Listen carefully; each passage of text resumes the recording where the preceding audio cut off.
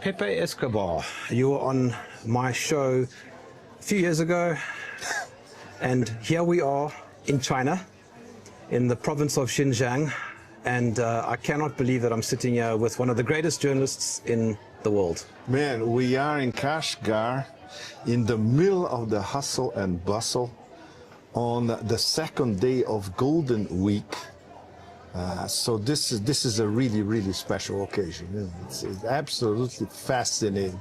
And I've been longing to come here for a long time. I couldn't come before COVID. This trip at the moment was supposed to be in 2020. Yes. But now 2035 is the right moment for several reasons.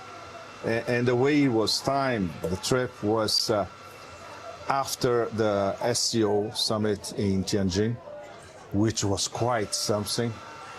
The Victory Day parade in Beijing, commemorating the 80th anniversary of the Chinese victory over Japanese aggression. Very, very important. Started in 1931. Gee. And of course, the Asian chapter, the victory against Nazi fascism. And of course, after that, it felt natural to come to Xinjiang, which is not the last frontier, but one of the super frontiers of China in the 21st century in a national development project that started in 1999. The Chinese started the Go West campaign in 1999 to develop Xinjiang and Tibet, Xinjiang. And we are right in the middle of Xinjiang development in this trip. So it's to watch it firsthand and talking to Uyghurs locally, everywhere we've been, from Urumqi, the capital, to the top oases in the Northern Silk Road, the Southern Silk Road, all the way to Pamir lands very close to the China-Pakistan border and the China-Pakistan economic corridor. This is priceless at the moment. And we're very lucky to be here at this historical moment. You know. Yeah, so we've actually traveled all of this together, and one of the most mind-blowing experiences was driving through the Taklaman Desert. 11 hours. Well, I've been dreaming of this since at least for 15 years, if not more.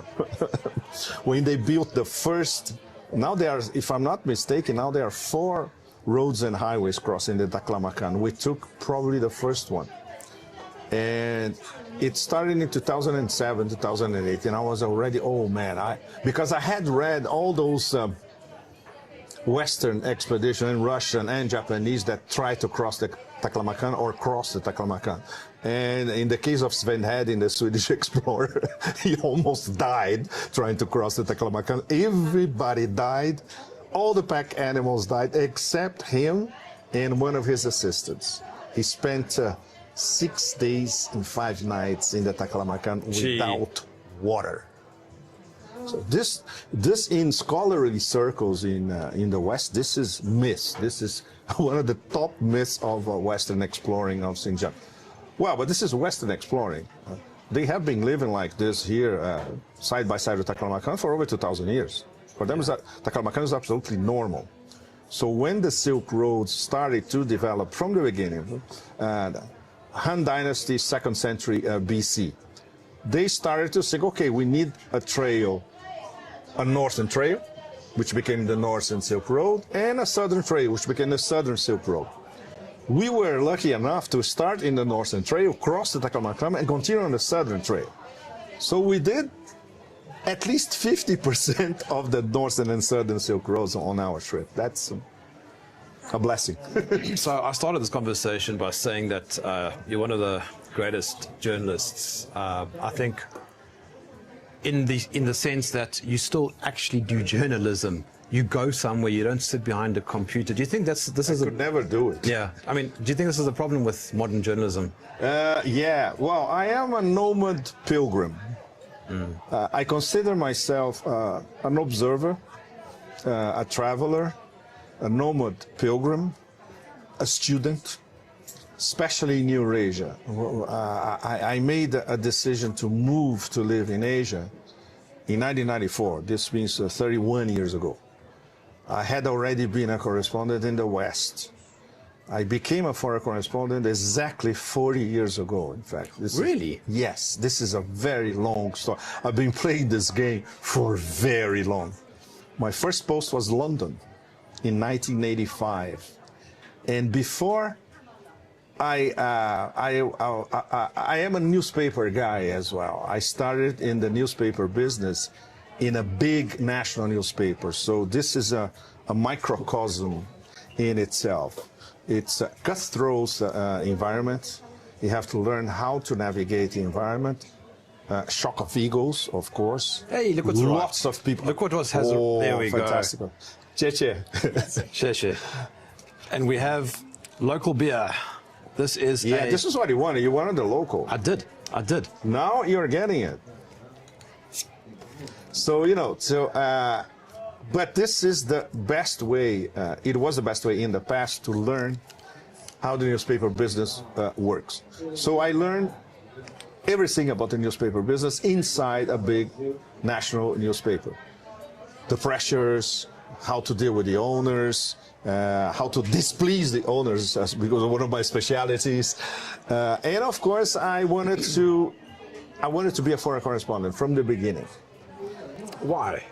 Because it's that ideal mix in the mind of a serial nomad to travel the world and tell the world what you see on the spot, which was the purpose of the old school foreign correspondent, which is my, let's say, dwindling and disappearing profession. I'm one of the last ones. Yeah. Most of my friends and colleagues, older than me, they're all dead, practically no exceptions. And many of my age, they're retired. I have some very good friends in Europe. They retired in disgust. They were working for some of the major European papers, and then one day they said, some of them sued their newspaper. They were lucky enough at least to get some compensation. Some just left because they couldn't stand it anymore.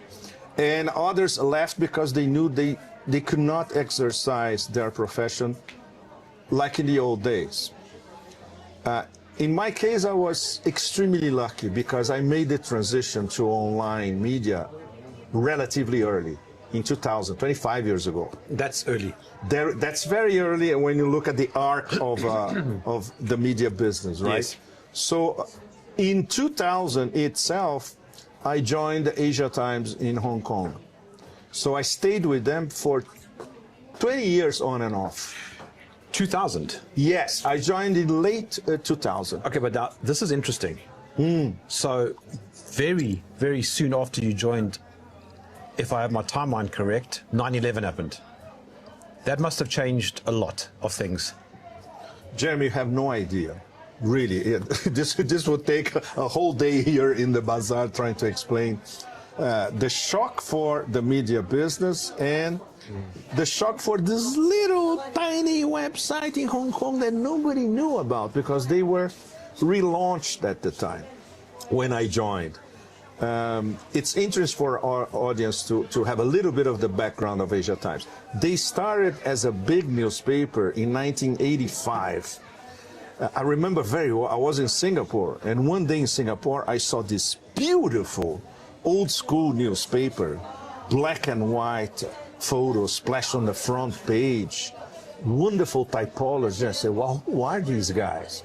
And then when I looked around, I said, printed in Bangkok, Singapore, and Hong Kong. I said, wow. Gee. So when I started to get information about them, I learned that their, let's say, their mission, we're going to fight the Wall Street Journal Asia and the Financial Times here in Asia, and we're going to win because we're going to tell the Asia story, which was the biggest story of the 1980s and 1990s from an Asian point of view, with some Westerners as well. The guys who set up the paper, they were a mix of Thais, and there were two Thais especially, and one German American. They set up Asia Times. And the guy who owned Asia Times, Sondi Lin Tomgu, we later became very good friends. He was a media entrepreneur and also he had a mini empire in Thailand. The problem is, this was 1995. 1997, the Asian financial crisis started, which was, when you think about it, historic, was crazy. I had spent 1 month in Hong Kong covering the Hong Kong handover. The night of the Hong Kong handover, when the Brits left, we went to a club called 1997 and we partied all night long. But we had an 8 o'clock morning flight to Xi'an in China. So we went straight to the airport. I was with a Singaporean girlfriend. And this was the day that the baht crisis started and the Asian financial crisis started. So when the financial crisis started, I was here in China. And I was doing the old Silk Road from Xi'an. And I came here for the first time in 1997. So and then I came back again in 1998. So when I looked at Kashgar compared to what I had seen 25 years ago, I almost had a heart attack yesterday and today. So, yeah, because wow. you said it looks a bit more like Disneyland. Yes, there is a Disneylandification process. One of the good things, at least that we learned here, is that where we are in the Old City, at least, I wouldn't say most, but a great deal of the original Old City homes were preserved. And we asked around a lot. The owners are still here, and in many cases, they rent their house or part of their house for businesses. This is the good part. And others that were offered compensation by the government to move, live somewhere else, probably got a good deal, and they are living somewhere else in Kashgar. But can you imagine, you and our audience, what it was traveling in Xinjiang in 1997, 1998, before 9/11, and in a totally free manner? I didn't have to show my passport anywhere. I just jumped into a train, at the moment, slow trains, back of a Jeep, local buses and all that with no problem security whatsoever. now is a bit tighter. There was practically no security at the time, which is something that later on the Chinese started to pay attention, because these Uyghurs that were more or less no, they were completely brainwashed by Salafi jihadism financed by Persian Gulf monarchies. They would sooner or later provoke extreme trouble in China, which, by the way, led in 2001, in June 2001, 3 months before 9/11, to the creation of the SCO, the Shanghai Cooperation Organization, which in the beginning was Russia, China, and 3 Central Asian stands. And in a very Chinese way, they had to fight against what they call the 3 evils: terrorism, extremism, and separatism. And this started in Shanghai. It was in a small pagoda in a garden in Shanghai, something very low-key at the time. 3 months later, 9/11 happened. And then the gangs. Exactly. And all that, I tell you all that because this links directly with Asia Times. When I joined, like I told you, was this tiny website in Hong Kong. There were 2 or 3 people in Hong Kong in a small room, and 3 people in Thailand, in Bangkok, in a beautiful palace by the river owned by our protector, Sondi. And then this was a stroke of luck, but also has to do with journalistic instinct. I was in Afghanistan before 9/11. And our Karachi correspondent, Salim, a wonderful guy, after 9/11, we were working in tandem. Salim was in Karachi and I was in Islamabad, Peshawar, and we were talking every day what we were doing. And then we started to get this huge audience in the US, especially say, look, there is this tiny little thing in Hong Kong. There are 2 guys over there. They're in the middle of everything. We're lucky because we were here before. So, and this made the popularity of Asia Times especially in the US, Canada, and let's say Asia hands everywhere. Everybody who spoke English or read in English started to read us because we were in the middle of the whole thing, Pakistan, tribal areas, Afghanistan. So this was, like I told you, was a stroke of luck, but at the same time, I had been to Afghanistan before, and this why I was here in 2001 before 9/11, because I was trying to interview Massoud, Commander Massoud in the Panjshir Valley. I was with my British photographer, wonderful friend. He was living in New York doing fashion photography. I said, Jason, come on, drop this thing. Let's go to Afghanistan together. You're going to become a photojournalist. And he became a photojournalist in our 2 trips to Afghanistan. Really? The first one when we crossed Afghanistan, Pakistan, Jason shot some amazing stuff. You can find it on his website, Jason Florio. So he's just a natural. It's natural, exactly. Yeah. It was waiting for him to, you know, turn his career upside down and become an on-the-road photojournalist. And then our second trip 1 year later, we had a contact in New York linked to Massoud. He told the guys in the Panjshir, look, there are these 2 foreigners coming to interview the commander, please. And that's to get there, it's a novel how we got to the Panjshir Valley. But in the end, we made it via Tajikistan. We stayed there for 1 week. We went to see the prisoners of war, Uyghurs, Chechens, some Arabs as well, in Massoud's prisons. He gave us his last, it became his last written interview before he was killed. After that, he went to the front line. He gave an interview to a radio in France, and he was killed on 9/9, 2 days before 9/11. Sure. And it's interconnected. The killing of Massoud was interconnected with 9/11. So after that, our Asia Times, okay, we had our journalistic place in world media, which coming from a very small website in Hong Kong was quite something, like a gift from a higher power. You wrote, if I remember correctly, shortly after 9/11, a book called Globalistan. Yes, Globalistan was published in 2007. It was a political travel book. It had everything on it, but especially the beginning of the war on terror and the war on terror on the ground in Afghanistan, in Iraq, so from Central South Asia to West Asia. And this was based on the road journalism. Yes, but yes, the term war on terror, what does that mean? Exactly. It was called at the time GWOT. I don't know if you remember that. Global War on Terror. That was the official terminology. GWOT.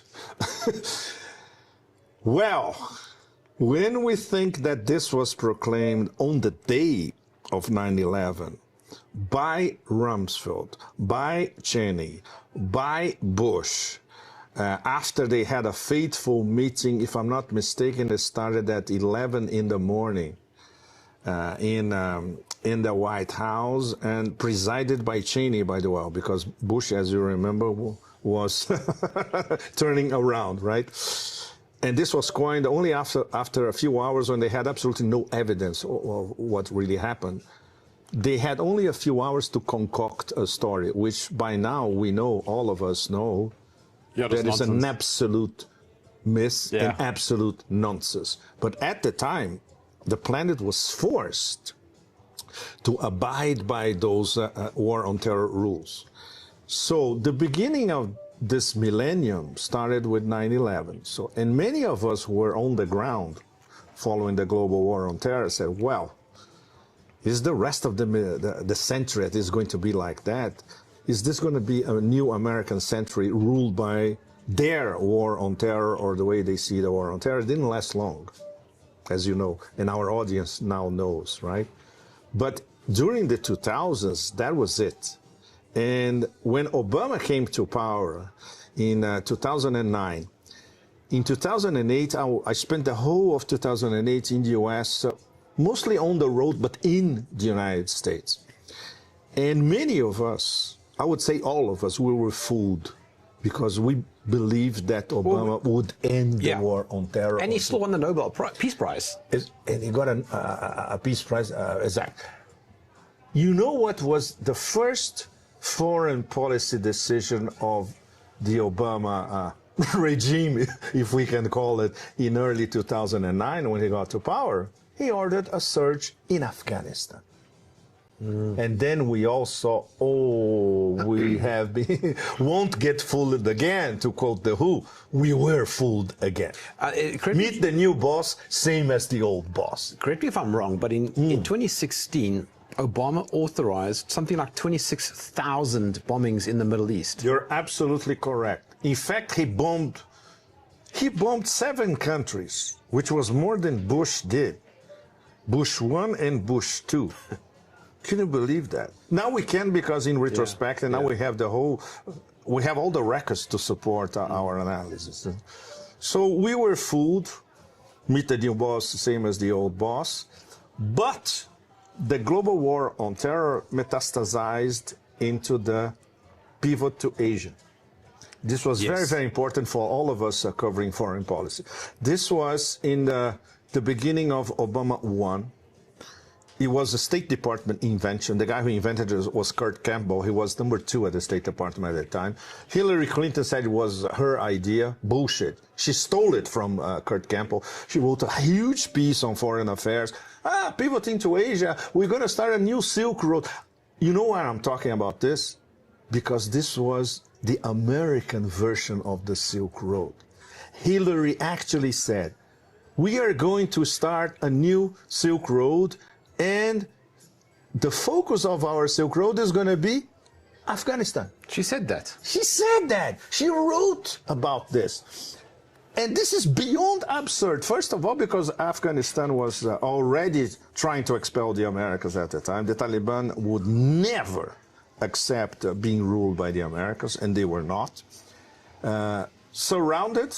Afghanistan was surrounded, was totally isolated.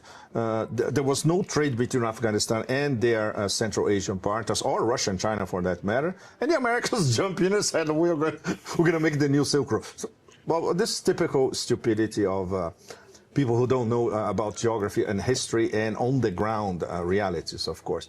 But this marked a transition towards this pivot to Asia, which later on became what we are seeing now, which under the Trump, not much under Trump 1, but now under Trump 2, it's a war against several of the most important actors of Eurasia and linked to the Silk Roads.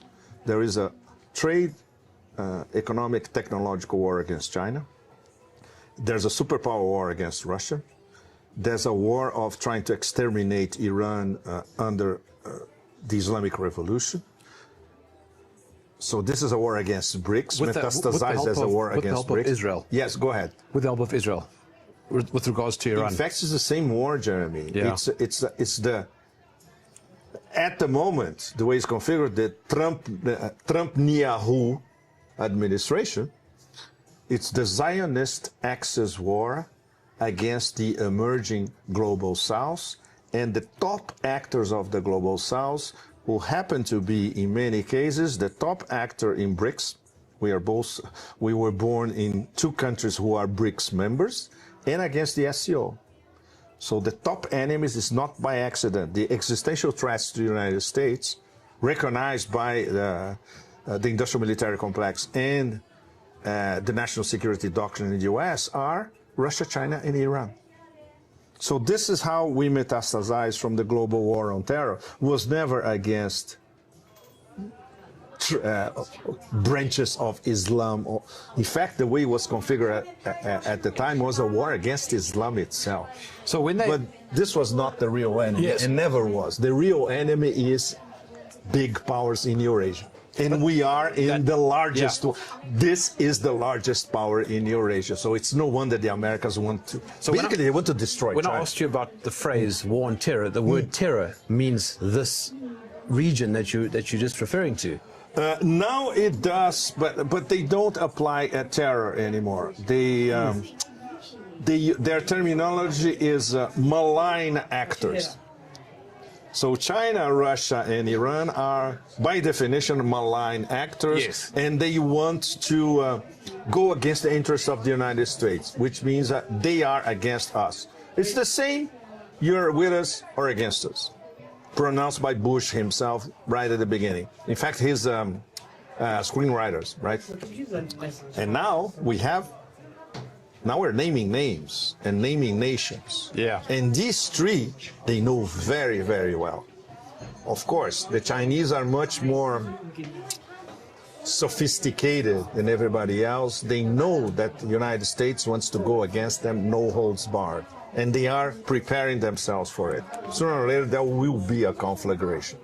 The Russians, because they are a nuclear superpower and a hypersonic superpower, they can take their time, and the Russians are excellent observers. They don't say much. When they say something, they mean it. You better take them at their word. They don't lie, and they are extremely patient. And they know that whoever is in power in the US, the American elites, they want to destroy Russia. And Iran is a much more, let's say that Iran could be identified as the weakest link in this triad. But not that weak, as they proved when Israel tried to exterminate their regime, let's put it this way. But, I mean, this then led to your next book, Empire of Chaos, isn't it right?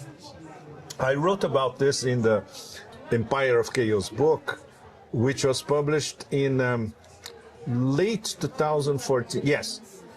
In fact, it was launched in Beijing. Is that right? That's so cool. No? January 2015, we launched the Empire of Chaos in a super cool bookshop in Beijing. And it was very pleasant to see because there were a lot of Asia Times readers there. And they were saying, look, we have been reading Asia Times since forever. People living in China or living in Hong Kong or businessmen moving around Asia and all that.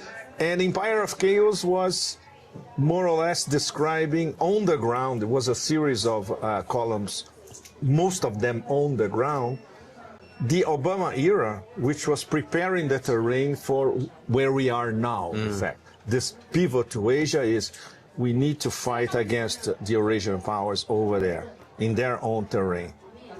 So that's where we are now, and that's getting more serious by the minute. But when you talk about the Empire of Chaos, the empire you're referring to is essentially the United States. But not only. The empire is essentially the United States, but it's Atlanticist, as we see in the war on Ukraine. So we can define NATO as the big Robocop of the Empire of Chaos. Yes. And you have the subdivisions and you have the, let's say, the political arms. We can define the EU, as the EU functions today, as the political arm of NATO. Because the decisions are not made in Brussels by the European Union or in Strasbourg, the Parliament in Strasbourg or whatever. Or in the European Commission, which is also in Brussels. The decisions all come from Washington. Yeah. And so this is how the system works. Decision-making, Washington, goes to NATO in Brussels. From NATO in Brussels goes to the European Commission. That toxic Medusa. I don't need to spell her name. Yeah. You all, our audience, you all know who that is. She receives her orders directly from NATO. And then these orders go to the European capitals. And in the case of London, it's more complicated because London is NATO, but London is not the EU. Doesn't matter. London is still, we can say, the most active member of NATO, and very important, the super rabid Russophobic member of NATO. It's not by accident that Sergei Lavrov, the greatest diplomat of our times, now he's saying openly, yes, the Brits are openly at war against us. NATO and the EU are at war against Russia. Well, I mean, it was MI6 that drove the pipeline attack. You mean the Nord Stream? Yes. It's a very complicated story, Jeremy. Okay, for the record, I am a big admirer of Seymour Hersh.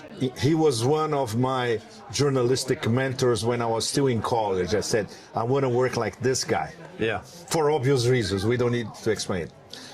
Psy is amazing. Psy has a Rolodex the size of Pluto, you know. He can call anybody in DC and say, look, that scene over there, what's your take?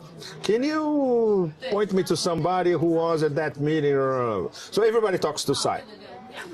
And the way he presented it, even if it was based in essentially one or two sources, top sources, but these sources were at the secret meetings that approved, let's destroy Nord Stream.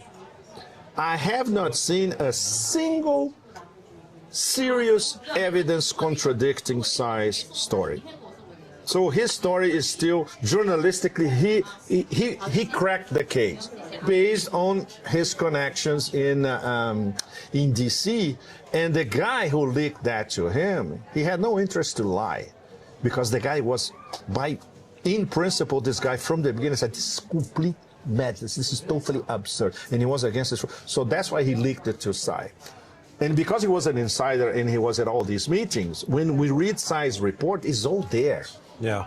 So in journalistic terms, this is beyond huge. And of course, as we all know, they try to bury the story everywhere. And the Europeans are still trying to bury the story of this a yacht with an Ukrainian, a few ducks. Yes. It's stupid. So this was serious because it was even announced live by the Autopan administration, let's put it this way. If something happens, we have ways to finish off Nord Stream, which they did.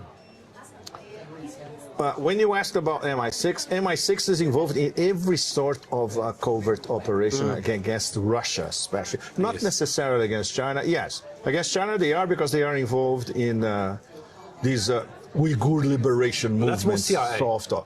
That's most CIA, but there's also MI6. But MI6 is more concentrated in Central Asia and Afghanistan, and against Russia. The fact that they are going more and more covert, CIA and MI6, because they know that Russia and China, they are too powerful for them. So the only way that they see it long term, okay, let's try to subvert little by little, incrementally and all that. And against Iran, they are going, you know, full speed ahead. And if they do it against Iran, they're going to get not one bloody nose. They're going to be serial bloody noses. But they still want to go against Iran again. Well, it will be Israel that will get the bloody nose. Essentially, yes. But if the Americans help Israel, get ready. Huh? The Iranians nowadays, those of us who have visited Iran recently and talked to IRGC generals or the best think tank analysts and all that. Now Iran is not afraid of anything. They know they will be attacked again. They might even be attacked again and again. And they're powerful now. Exactly. But they are ready. They have not shown all their weapons. And for instance, when we visited the IRGC aerospace development center in the outskirts of Tehran. In our case, we were a small group. We did that in in May, which was 1 month before the Israeli attack. They showed us what they have, but they didn't show the secret weapons.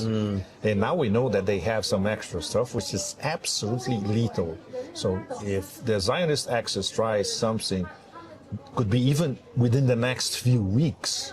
There's one strong possibility. Wow, this is going to be. But you know how exceptionalists think now. They think they're invulnerable. They are a mix of arrogance and ignorance. Is unique. As we all know, we members of the Global South, we know that very well. I just want to clarify something, because this can easily be misconstrued as a hatred for all things America or the UK. It's not that. Of course it's not, Jeremy. All of us, many of us analysts, we are Americans or people who lived in the U.S. and learned to love the U.S. on the ground. In my case, I learned to love the United States by living there and by traveling. I've probably been to 40 states at least, if not even more. And on the road, I am an on the road guy. Yeah. So I had a car and I went everywhere, literally. And the American population is good. It's a great people, and they are from everywhere. But it's the government. So there is an enormous distinction between great people, American citizens, everywhere, in the Deep South, in the Midwest, in the Southwest, which geologically, we can even compare the Southwest of the U.S. with Xinjiang. Yes. Some of the landscapes are, it's the same landscape. They look the same. Beautiful. With that, wow, that thing in D.C., which is a very provincial town. D.C. is very raw, crude. People are not very sophisticated. You have a few intellects, but basically they are a bunch of dumb bureaucrats talking to each other. You go to a restaurant in D.C., especially those restaurants near the Capitol Hill, they're all talking to each other. You go to the big hotels, it's the same thing. There are meetings, they're talking to each other. So it's very provincial. Their view of the world at large is virtually zero. In most cases, it's less than zero. So what do you expect? You know, they see the world through that, little cubicle in their minds, And they don't realize how powerful this whole Euro-Asia region is. They don't realize how powerful China has become. Yes. And now they are freaking out. They are being overtaken technologically by China in every possible domain. It's when China launched the Made in China 2025 project 10 years ago, which was literally yesterday. The Chinese, very, sophisticated, very calmly say, okay, we want to become either the leader or among the top 2 or 3 in these 10 high-tech domains. They're already leaders in 7 to 8, and soon they're going to be leaders on the 10th of them in 10 years. Sure. How can you do that?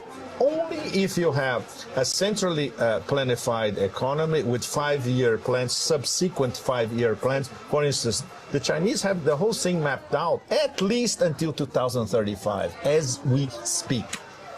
And you follow your limits, the agenda, guidelines, etc. You fulfill this.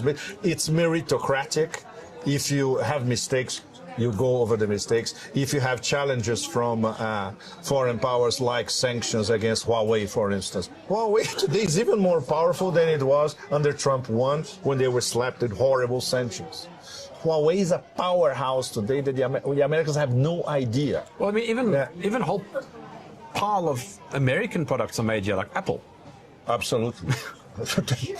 tell me about it. And now that this moderately prosperous Chinese society that we saw on the road on our trip, for instance, in small towns and cities everywhere across Xinjiang, with their state-of-the-art SUVs, their state-of-the-art smartphones, their state-of-the-art hotels, which are better than anything the West has to offer for excellent prices. This elite or this rarefied oligarchy centered in D.C. with some points in New York, etc., they have no idea about that. And they have nothing else to offer, not only to American citizens and taxpayers especially, but to the rest of the world. And that leads us to what does the Empire of Chaos has to offer the Global South especially? And what does BRICS and SCO and the New Silk Roads and Infrastructure Bank and the NDB Bank, what do they offer to Africa as well? A lot of opportunities of development, loans with decent prices, building infrastructure everywhere. So it's the choice is so stark now between what the empire has to offer and what the global majority has to offer and has to profit from. For most nations, the choice is very, very clear. Unless you're a vassal. Right, for That's another story. I've seen a lot of criticism towards BRICS saying that it's very flimsy. It isn't really anything.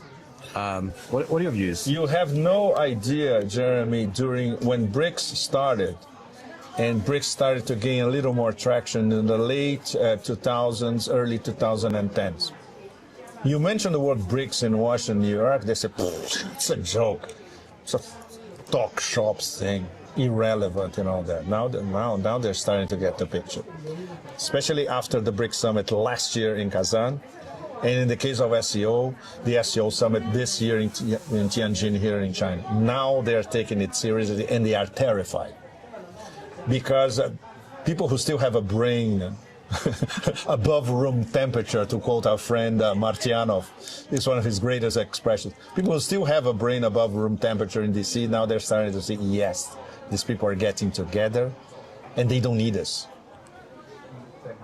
BRICS, SEO, and most of the global south, they don't need US for anything. Yes, I mean, an example of that might be Russia and China not even trading with the US dollar. Of course, and they are at 90%, soon they'll get to 100. Everything is in rubles and yuan. And when you go to those forums in Russia, the top two forums, St. Petersburg in June and Vladivostok in September, the leadership, the business leadership of Russia is all there.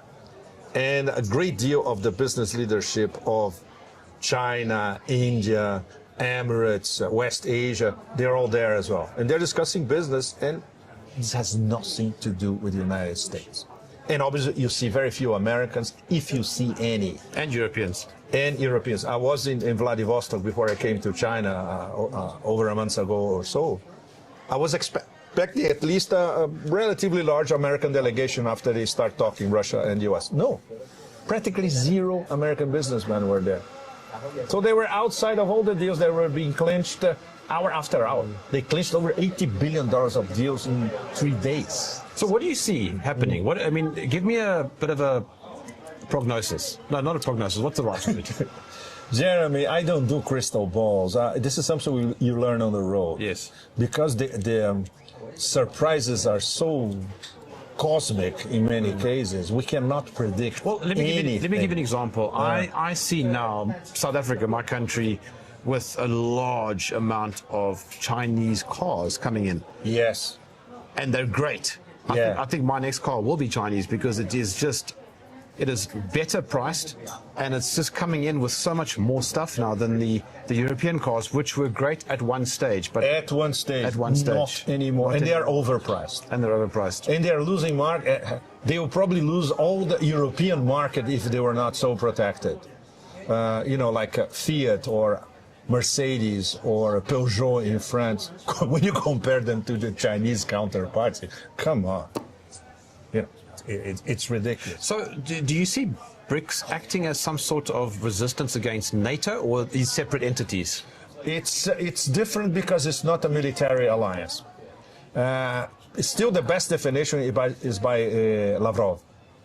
Lavrov said, in fact, when he talked to us last year, Lavrov said, we should not turn BRICS into a very organized, stratified organization. So he likes it decentralized. He likes it decentralized and loose, and the fact that everybody has a voice. You can speak your voice in round tables anytime you want. The members and the partners, they listen to the partners. There are 10 partners among BRICS, and some are ultra important. The Southeast Asians are very, very important.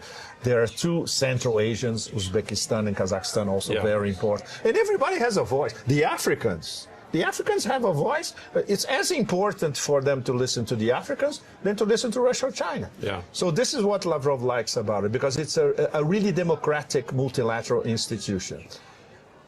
We could argue that from now on, BRICS has to be more structured because the challenges now are, massive. Especially in terms of de-dollarization, which they never call de-dollarization. Why?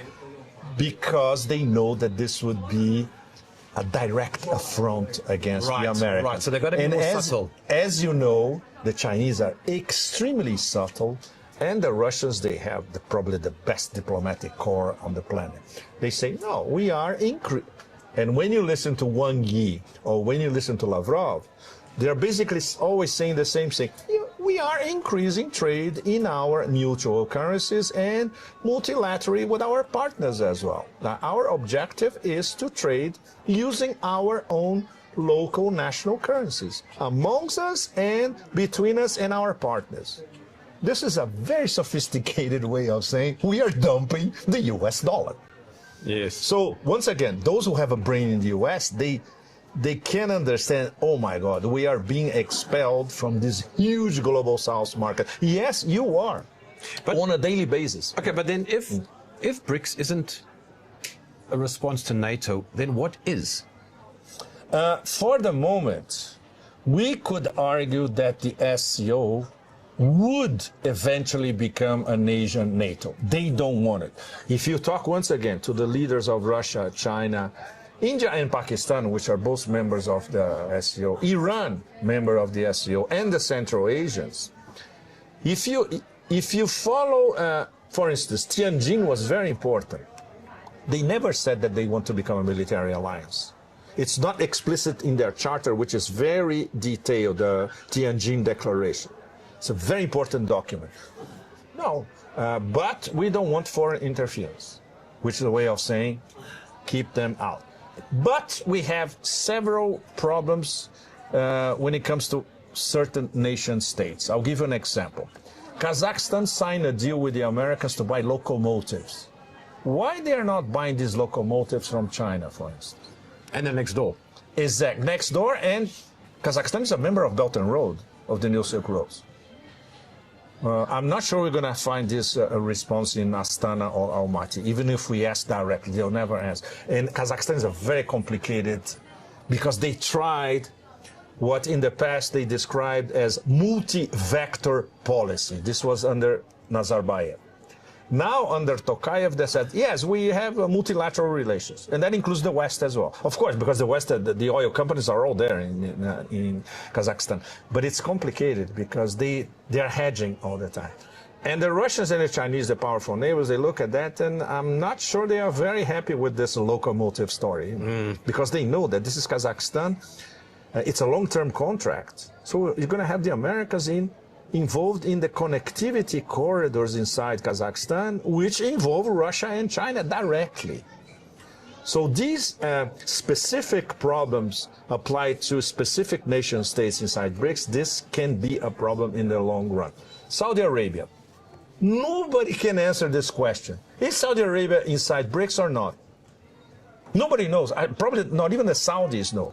That's funny. Because they received an official invitation, they said, we like it and all that, but they never made an official announcement we are BRICS members. What do you think? Once again, MBS is hedging.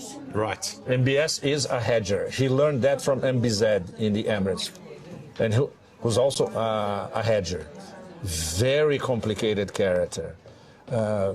Some of my sources between Europe and the Persian Gulf, they know MBZ personally, and it's, I would say, is not very uplifting, their portrait of MBZ, And this is the guy who taught MBS everything he knows about politics, hedging all the time. And they know that if they don't hedge, the Americans can go there and destroy them. And take their money, because their money is, as we know, in London and New York. It's not in the Persian Gulf. Yeah. Okay, Pepe, we are being summoned to dinner, so come in for a landing and give me a nugget of wisdom. No, man, no wisdom. Come on, pilgrims have no wisdom.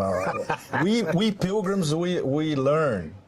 We are literally, it's no wonder that I would say my most revered historical figure is a guy that we met during our trip. In many instances, because he was traveling here, leaving and coming back. Xuezhang, the monk in the early Tang dynasty in the 7th century, who left the imperial capital, Shangan, to go to India to recover manuscripts in Sanskrit and come back to China to translate them into Chinese. This guy is my hero. He's a pilgrim. It's a different story. Okay, we can become a geopolitical analysts or reporters or foreign correspondents, etc. But the way I see it, we should keep our minds always open to learn on the ground about everything, about culture, about history, about gastronomy, of course. Uyghur food, which is absolutely delicious. We can eat Uyghur food for the rest of our lives every day. We're going to have it now. We're going to have it now in our dinner, exactly. So this is not wisdom. This is, I would say, on the road common sense. You know. Pepe Escobar. Thank you, Jeremy. It was a pleasure.